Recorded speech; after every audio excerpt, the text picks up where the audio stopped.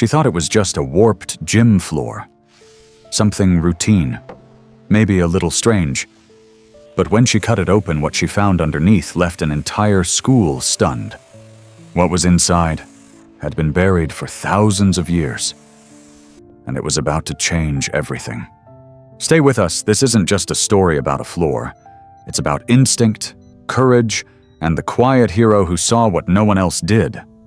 But before we dive in, tell us where are you watching from? We love seeing our global family in the comments. Let's get started. The sun hadn't yet touched the windows of Fairgrove Elementary when Diane Brooks rolled her mop bucket into the gym. The early morning stillness was her favorite companion. No bells, no bouncing balls, just the creak of old wood and the soft swish of her mop across polished floors. For over 20 years, she'd kept this place spotless. She knew every corner of that school like the back of her calloused hand. But that morning, something felt off. She paused mid-step. There, at the center of the basketball court, the floor wasn't flat. It rose, a dome smooth, symmetrical, and unnatural, swelled up from the hardwood like something underneath had been pushing. Growing, nearly 2 feet tall, right where the free throw circle should be. Diane blinked, took a step forward. The lines on the court warped around it, like the wood had stretched. Her breath caught. Was it moisture a busted pipe? She pressed her mop gently against the hump. It pushed back. Not spongy, not soft, firm, alive. The hair on her arms stood up. Whatever was under that gym floor wasn't supposed to be there. Diane Brooks stared at the warped gym floor like it was something alive. She'd seen floors buckle from water damage, but this wasn't that. This was rising, from the inside like the ground itself was trying to break through. She pressed her hand against the bulge again. Still warm. Still firm. Still wrong. She stepped back and grabbed her walkie. Principal Lambert. You there? A few seconds of static? Then, this is Lambert. Go ahead. You need to come to the gym, Diane said, her voice calm but certain. Bring Ray from maintenance, and maybe come quick. 10 minutes later, the heavy gym door creaked open, letting in the sound of echoing footsteps and tension. Principal Miriam Lambert, tall and sharp in a maroon suit, entered first. Behind her was Ray Mitchell, the school's longtime facilities manager, toolbox in hand, confusion already furrowing his brow. They both stopped when they saw the dome. Is that, Miriam breathed? That's new, Ray said, slowly walking towards the warped wood. What the hell? He crouched and knocked gently. Solid, not hollow, not soft either. He looked at Diane. How long's this been here? I got here at 6:10, she said. The floor was flat yesterday afternoon. Now it's like this. Ray rubbed the back of his neck. I've seen everything from termite rot to broken foundation slabs. But this is something else. They stared at it in silence. Then Miriam sighed. I'll call district. See if they'll send a structural engineer. Until then, gym's closed. Ray nodded. I'll lock it down. But Diane didn't move. Her eyes were still fixed on the swelling curve in the wood. She didn't understand the science, but she knew this building, every creak, every shift, every echo, and this wasn't natural. An hour later, the gym was still empty, except for Diane and the woman from the city doctor. Evelyn Marks, a geological engineer with sharp eyes and a calm, no-nonsense energy. She walked the court with a sensor in one hand, a clipboard in the other. You were right to call this in, she said. We're picking up methane gas readings. Not dangerous levels yet, but elevated. Something underneath is venting. Diane raised an eyebrow. Gas? You think it's leaking up? Evelyn nodded. Could be a pocket that built up over years. And that pressure, it's looking for a way out. She pointed at the dome. Looks like it chose here. She circled the bulge again, then crouched. Her fingers traced along the cracks, spider-webbing out from the center. "We need to know what's under this," Evelyn said. "But I won't touch a thing without clearing it with the district first." Diane hesitated, then stepped forward. "I'll do it." Evelyn blinked. "You." "It's my floor," Diane said. "If something's under it, I want to see it with my own eyes." "You've handled a saw before." Diane smirked. "Ray calls me the Queen of Fix-It Fridays. I've rebuilt more furniture than you'd believe." Evelyn studied her a moment, then reached into her gear bag. "All right, I'll walk you through it. We go slow. We don't go deep. Just a surface cut around the dome to lift the panel." Diane took the handheld circular saw in both hands. Familiar weight, steady grip. She'd fixed benches, patched bleachers, replaced tiles in the cafeteria. But this felt different. This felt like cutting into a secret. The blade screeched to life. She placed it gently against the hardwood at the edge of the bulge. Evelyn knelt nearby, monitoring gas readings and vibrations while Diane worked. The saw moved slow, careful, just grazing the surface at first. Shavings curled up like wood petals. The smell of sawdust mixed with something else deeper, older. Damp soil. Buried stone. The circle grew wider. Diane paused every few inches to let the sensors catch up. Evelyn gave quiet nods. "Pressure stable. Keep going." 10 minutes in, Diane completed the ring. She turned off the saw. Silence swept back in like a tide. "Ready to lift?" Evelyn asked. Diane nodded.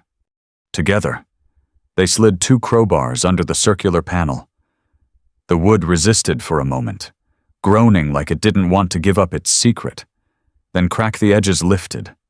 A breath of cold air escaped from below. And then they saw it.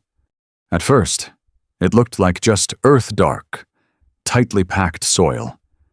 But as they tilted the panel back further, the top of something round, gray, and massive came into view.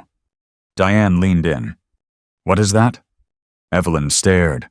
Flashlight beam revealing deep grooves and mineral lines etched into the surface. "A boulder," she whispered. "Glacial granite." Diane blinked.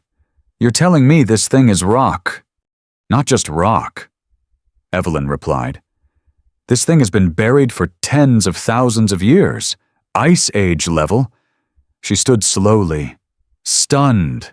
It must have been lodged deep beneath the school. That methane, it's what's forcing it upward. They both looked down at the boulder, cracked, ancient, and somehow still rising. The pressure that had pushed through concrete, wood, and steel to lift a floor by nearly 2 feet, it all made sense now. And Diane was the first to see it with her own eyes. The slab of wood groaned as Diane and Evelyn eased it back, revealing the Earth's secret lying just inches beneath the gym floor. A jagged mass of granite, blackened and scarred with age, pressed upward like the fist of something ancient forcing its way out. Deep cracks traced across its surface, not fresh, but old, as though time itself had been clawing at it in the dark. And then came the smell.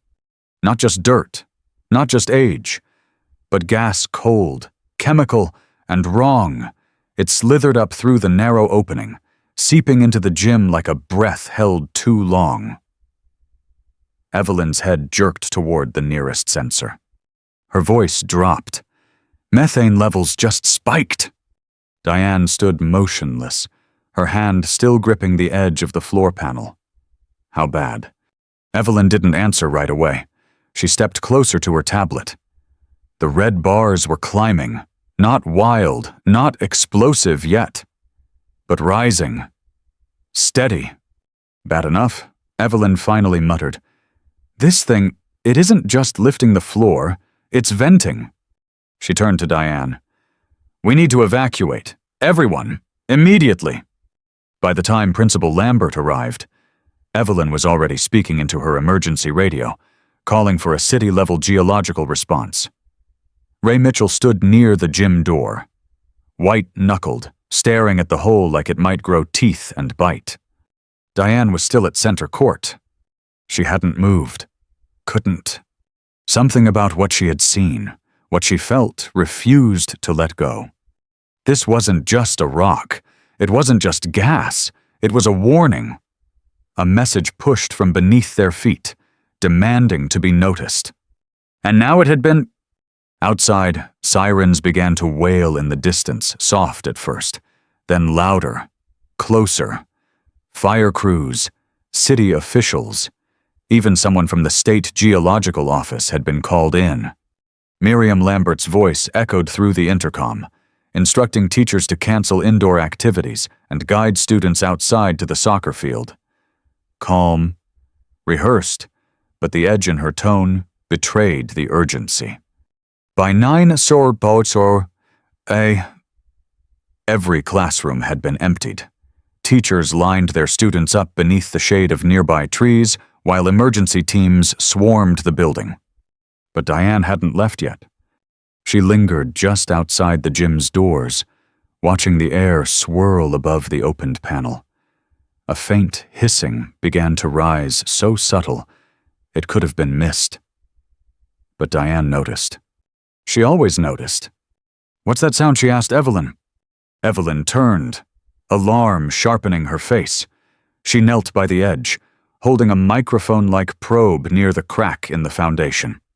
"It's venting," she said grimly. "The methane pocket is releasing faster than we expected. The boulder's rise fractured the seal. Now the gas has a path." Diane didn't fully understand the mechanics, but she understood one thing. Something underground had been locked away for a long, long time, and now it was waking up. At ein Huawei's house. Ido 27 the first tremor hit. Just a flutter underfoot, like someone slamming a heavy door somewhere far off. People froze. Evelyn checked her tablet. "Pressure shift," she announced. "The pocket's expanding horizontally now. This isn't just under the gym anymore." Ray looked up sharply.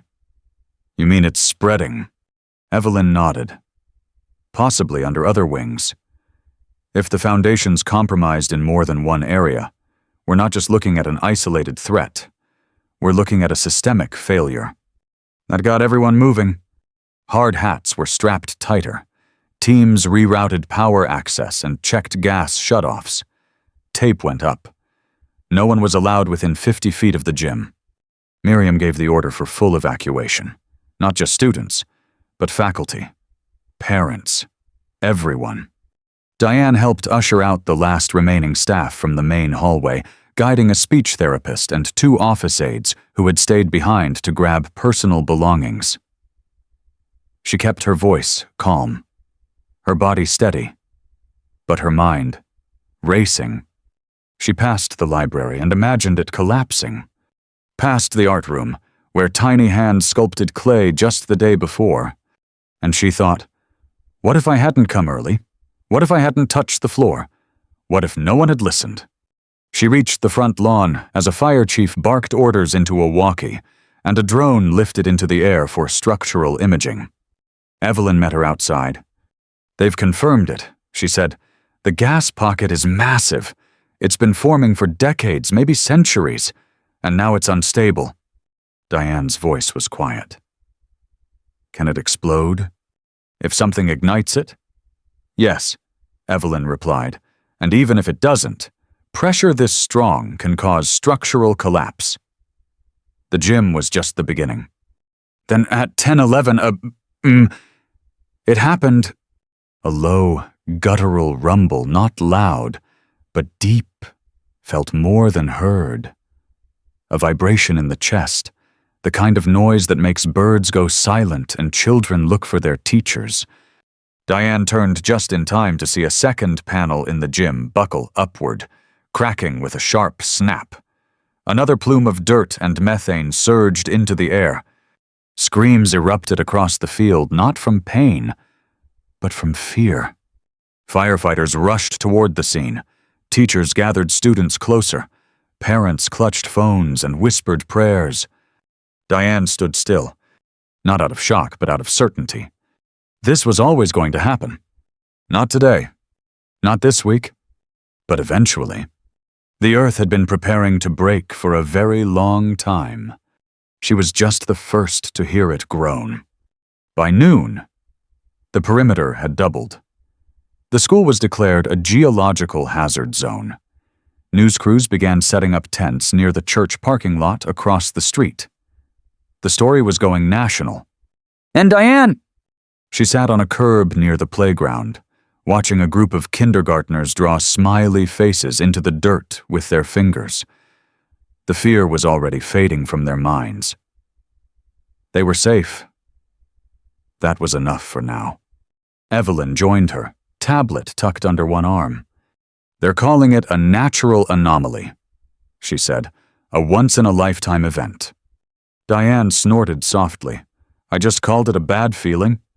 Evelyn looked at her with admiration. That bad feeling probably saved hundreds of lives. Diane didn't answer. She didn't need to, because somewhere deep inside her, below the fear, below the noise, below the weight of what could have been, was something steadier.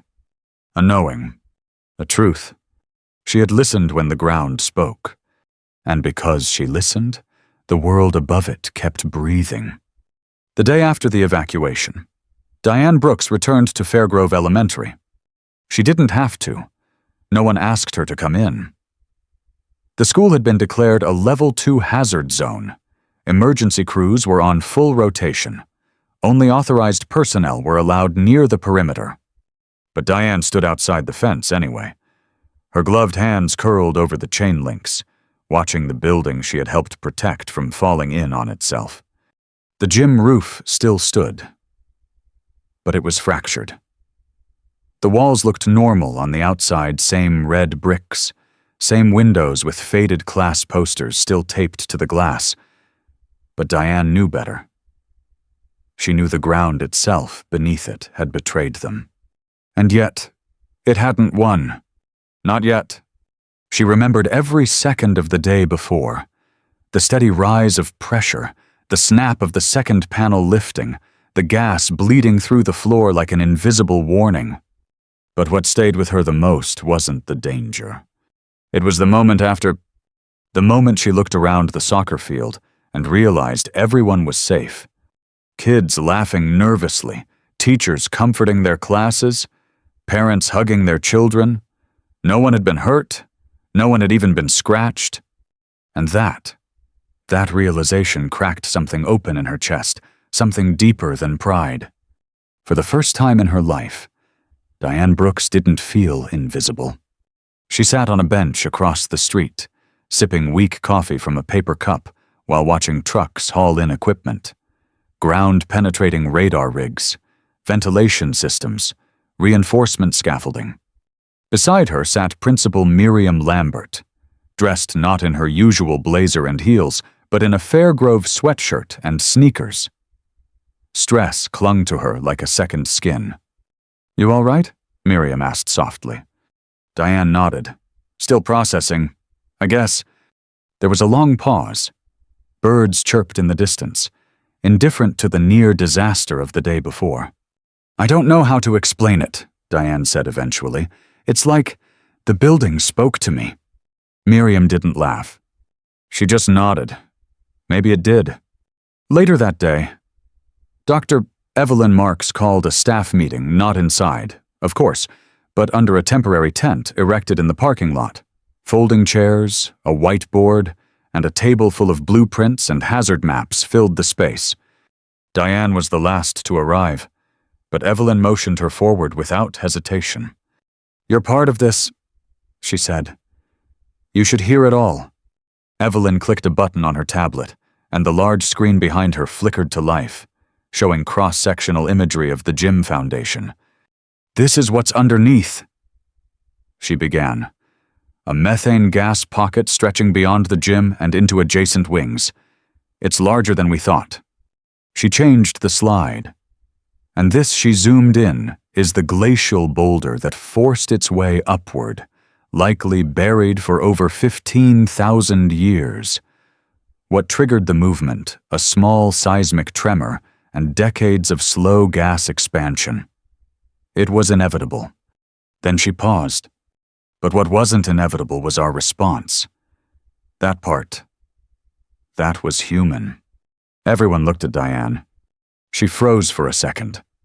I just saw something that didn't feel right, she said, clearing her throat. And I acted on it. Evelyn stepped forward. That instinct saved lives. This wasn't luck. It was vigilance. And it's time we start respecting that kind of awareness as the first line of defense in public safety. The room fell quiet. Diane looked down at her boots. She didn't feel like a hero, but she finally felt seen. Over the next few days, Diane returned to the site again and again. She brought coffee to the workers. She helped staff tape up signs redirecting parents to temporary learning sites. She walked the perimeter of the school every morning out of habit, flashlight still clipped to her belt. The gym was still off limits. The opening she had cut now covered with reinforced steel and ventilation piping. One afternoon, Evelyn caught up with her near the fence.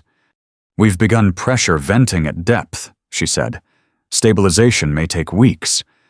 But the good news is, we're not seeing any new lift zones. Diane exhaled. So, we bought time. Evelyn smiled. You gave time. There's a difference. Then she reached into her bag and handed Diane a folded sheet of paper. What's this? Diane asked.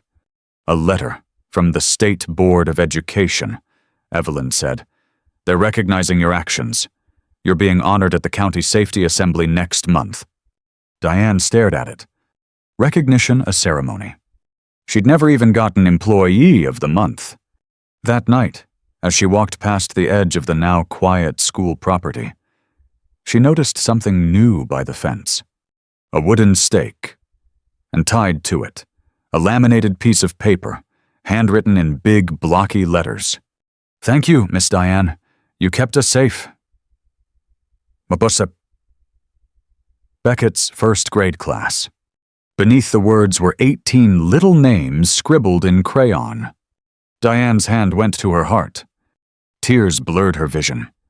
Not from sadness, from something bigger, something heavier and quieter and older than even the boulder she had unearthed. Purpose. She had spent her life sweeping floors, fixing lights, staying in the background. But yesterday she was the one who saw the danger coming. She was the one who stepped forward. She was the one who cut it open and faced what was beneath. And now she knew she'd never be just part of the background again. 2 weeks after the evacuation, the field behind Fairgrove Elementary had transformed into something almost unrecognizable. Rows of portable classrooms dotted the soccer pitch. Bright yellow construction tape still bordered the gym building, and heavy machinery hummed from dawn until dusk. The scent of fresh plywood and diesel fuel mixed in the morning air. But to Diane Brooks, it felt like possibility. It felt like something new was being built, not just in concrete and steel, but in spirit. She walked the perimeter of the gym site every morning, as she always had. Flashlight on her hip. Tool belt strapped snug. A few city engineers had taken to calling her site mom, half joking, half reverent. At first, she'd laughed it off. But the truth was she liked it. She liked being trusted. She liked being included. The moment of change came on a chilly Wednesday morning. Diane was standing near a work van, sipping black coffee, when Dr. Evelyn Marks approached, hard hat tilted back, eyes alert as ever. I've got something to run by you, Evelyn said, pulling out a folder. Diane raised an eyebrow. Another crack in the foundation. No, Evelyn smiled. A door? That made Diane pause. What kind of door? Evelyn opened the folder and revealed a set of design sketches, a new gym layout, blueprints for ventilation systems, and tucked neatly into the corner. An idea scribbled in red ink. An observation hatch. "What's this?" Diane asked. Well, it's because of you," Evelyn said. "We've decided to leave a section of the foundation exposed. Safely, of course. Reinforced glass. A small portion of the original rock, visible to students and staff. Like a time capsule or a window into what was almost a disaster." Diane stared at the drawing for a long time. "People walk over it every day," Evelyn continued, "but they'll see it. They'll remember. We want you involved in its design, how it looks, what it says." "You want me to help decide what it says?" Diane blinked. "I want you to write it," Evelyn said. "You're the one who saw what mattered." Diane had never written anything official in her life, not beyond maintenance reports or post-it notes for teachers who left their windows open during rainstorms. But when she sat down that evening, pen in hand, the words came easily, because she wasn't writing about a rock. She was writing about the silence before a crack, the feeling in her chest when the floor pushed back, the way children laughed only because she had arrived early.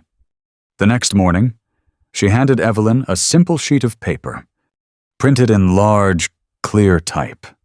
"Under this floor, for thousands of years." Something waited. But one morning, someone noticed. And that made all the difference. In recognition of quiet vigilance and ordinary courage, Evelyn read it twice, then looked up. "It's perfect." Diane didn't respond, but the small nod she gave spoke volumes. That plaque would become the centerpiece of the new gym embedded into the floor near the entrance, directly above the site where the boulder had risen. Around it, reinforced glass panels would show the ancient stone beneath. Students would walk across it. Teachers would pause and explain. And maybe, just maybe, one child would grow up and remember that story and learn that sometimes. The smallest observation can save the biggest lives. A week later, Diane received another surprise. Miriam Lambert pulled her aside behind the administration tent with a tight-lipped smile and a clipboard. "I have something ridiculous to ask," she said. Diane raised an eyebrow. "More ridiculous than cutting open a gym floor." Miriam laughed. "We want you to speak at the reopening." "Me?" "You!" "I don't speak in front of crowds." "You do now." The day of the gym reopening arrived under clear blue skies. News crews gathered again, but this time with tripods, not questions.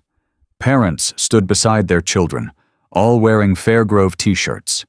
The mayor showed up. So did the fire chief. So did a dozen teachers who had retired years ago but couldn't bear to miss the moment. Diane stood behind the podium, heart pounding, holding a note card she didn't intend to use. When the microphone crackled to life, she looked out over the crowd and saw faces she recognized. The third grader who had clung to her hand. The teacher who had brought her coffee every Friday. The janitorial staff who once joked she'd marry the boiler before she ever retired. Her people. So she spoke. "I never thought I'd stand here," Diane began.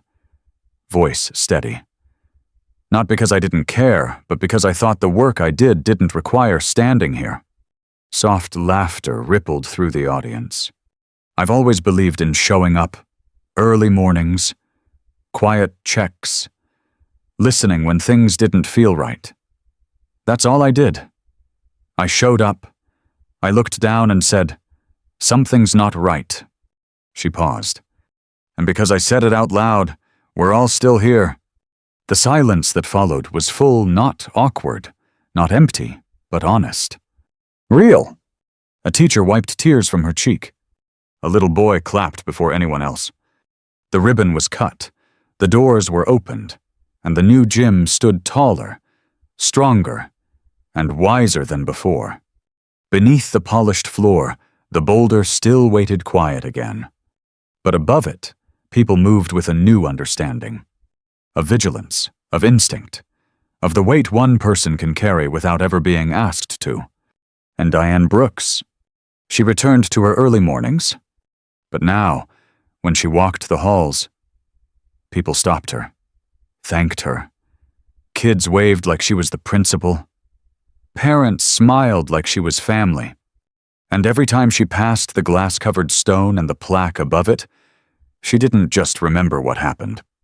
She remembered who she became. 3 months after the gym reopened, Diane Brooks stood at the edge of the new basketball court, mop in hand, staring through the reinforced glass panel set into the floor. The boulder was still there, a silent, hulking presence just beneath the gym, lit gently from underneath.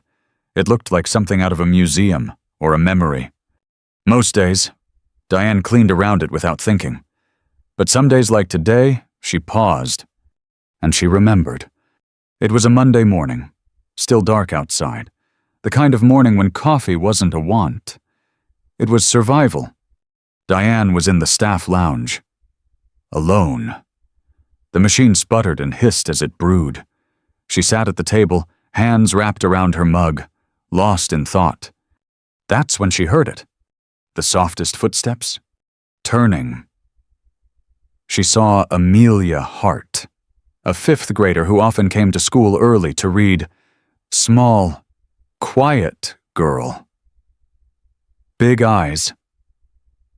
Always had a book tucked under her arm. Diane smiled.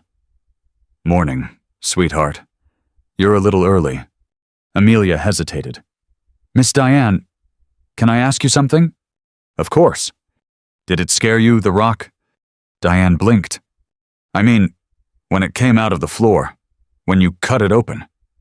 Did you think it would explode? Diane set her coffee down slowly. She hadn't been asked that. Not directly. Not by someone who wasn't trying to turn it into a headline or a ceremony. She nodded. Yes. I was scared. Real scared. Amelia sat across from her. Then why did you still do it? Diane studied her for a long moment. Then she leaned forward. Because sometimes you can be scared and still know what has to be done. Fear isn't always a sign to run. Sometimes it's a sign to pay attention. Amelia's eyes lit up. Like a warning.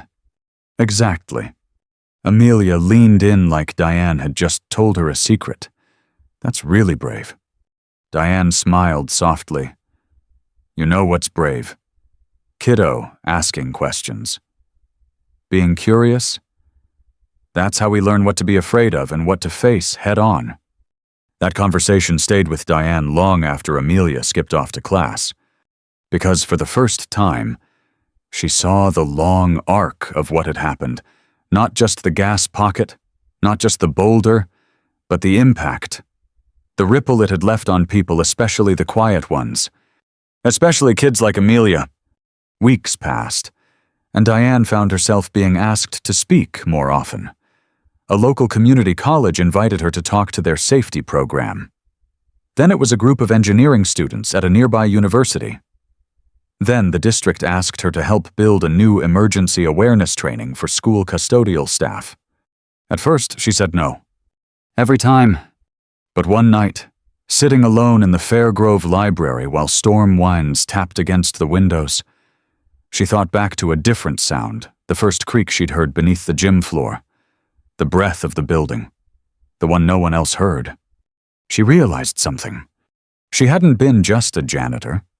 She'd been the first responder, the first witness. The alarm that saved a school full of children. So when the college called again, she said yes. At the community college auditorium. She stood behind a wooden podium, fingers slightly shaking, staring at rows of students who looked barely old enough to drive. Her voice cracked during the first 5 sentences. But then she told them the story, not the press version, not the plaque version, the real one. The moment her hand touched the warped floor and pushed down, and something pushed back, she saw their faces change. They weren't just listening, they were leaning in. And when she finished, the room was silent. Until someone stood, then another, and another. They clapped, not the way people clap at guest speakers out of politeness, but the way you clap when someone tells the truth. When Diane returned to Fairgrove the next morning, Amelia was waiting for her at the front door. "My mom said she saw you on the college's website." Diane laughed. "Don't believe everything you read?" Amelia grinned. "I'm writing about you for my science fair project." "Oh," Diane tilted her head. "What's it called?" Amelia opened her notebook and showed her the title, scrawled in big, messy letters. "Listening to the Ground: How Diane Brooks Saved Our School." Diane stared at it. Her chest tightened, not from fear, not from pride, but from something deeper. Connection. Amelia didn't see Diane as a janitor. She saw her as a protector. That afternoon, Diane walked into the gym after dismissal. The echo of kids' laughter still hung in the rafters. The sunlight hit the polished floor at just the right angle to illuminate the glass window in the center. She knelt beside it. The boulder below looked the same, ancient, unmoving. But Diane wasn't the same woman who had stood here with a saw 3 months ago. She had changed. She had grown, not louder, not flashier, but stronger in the quiet, more rooted in her purpose. Like the stone beneath her feet, she wasn't going anywhere. She wasn't done. The first snowfall came early that year. Outside Fairgrove Elementary, a soft blanket of white covered the sidewalks, the soccer field, the rooftops where children once played and laughed before the ground warned them to run. Snowflakes clung gently to the windows, muffling the world in a quiet stillness that felt sacred. Inside, the halls glowed with warmth. Holiday decorations lined the classroom doors. Strings of paper snowmen swayed in the draft from the main entrance. Teachers chatted over lesson plans, and students laughed down the corridors. And in the heart of it all, Diane Brooks stood alone in the gym, gazing through the glass panel set into the floor, the window into the earth's hidden truth. It looked so peaceful now. The rock lay still, unmoving, buried in the foundation like a sealed memory. No rumbling, no gas, just silence. But for Diane, the memory never faded. She remembered the trembling in her hands the day she cut the floor open, the heat rising from below, the hiss of gas escaping like a long-held breath, the sound of the earth asking to be noticed. And most of all, she remembered the choice. The decision to act, when she could have walked away, when most people would have. She stepped back from the glass and sat on the wooden bench that faced it, a new addition to the gym. One Evelyn had personally requested. On the bench was a small brass plaque that read, "For the ones who listen when no one else does." Diane ran her fingers gently over the words. She thought about her father. Long gone now. A factory worker with cracked hands and quiet pride, he'd once told her. Your job isn't about being seen. It's about seeing. And that's what she'd done. She'd seen something no one else did, and instead of doubting herself, she had trusted the silence. The gym doors creaked open, and the voice that followed made her smile before she even looked up. "Miss Diane," said Amelia Hart, now holding a small folder, cheeks red from the cold. "They said you'd be here." Diane turned. "I live here, don't I?" Amelia giggled and walked over.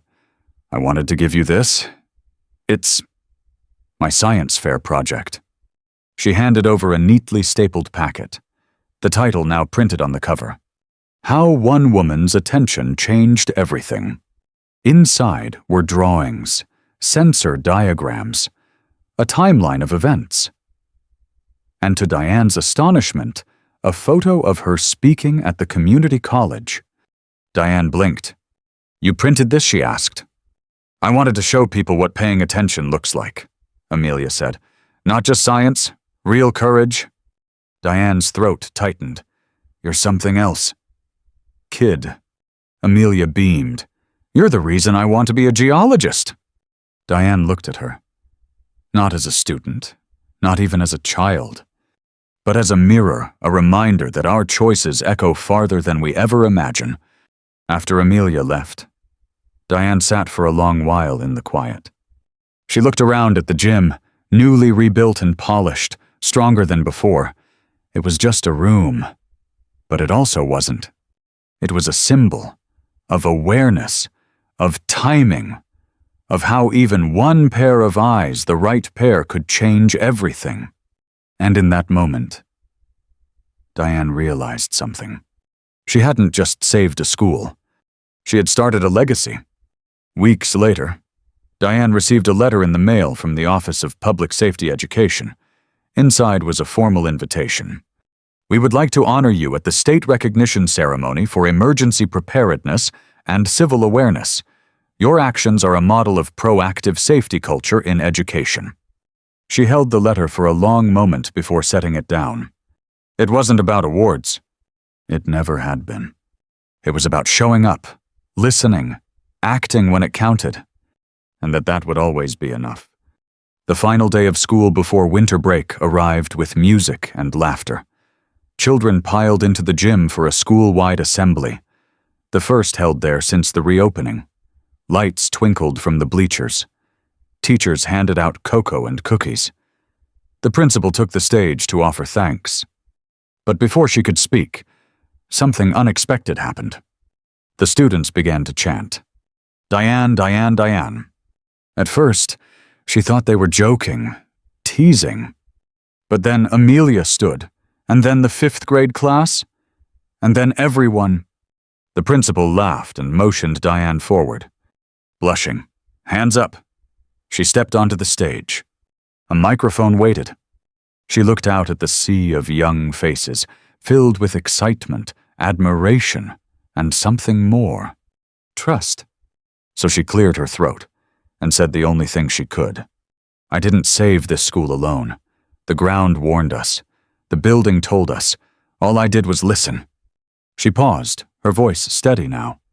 But maybe that's something we all need to do more of. Listen. Pay attention. Speak up when something feels wrong, even if no one else sees it yet. She glanced toward the center of the gym floor, where the plaque lay over the earth's silent truth. "And if you ever feel invisible," she added, her voice soft, "remember it might just be your eyes that save the world." The room burst into applause, and Diane Brooks, the woman who once worked in the shadows, stood in the spotlight, not because she sought it, but because she had earned it. Not everyone saves a school by cutting open a gym floor, but anyone can change the world by paying attention. As the afternoon sun spilled through the windows of Fairgrove Elementary, Diane Brooks didn't grab a headline. She grabbed a mop, as she always had. But now, each step she took echoed with something deeper legacy. She wasn't just maintaining a building, she was protecting the future inside it. And what she discovered beneath the wood, the earth, the silence wasn't just a threat. It was a reminder.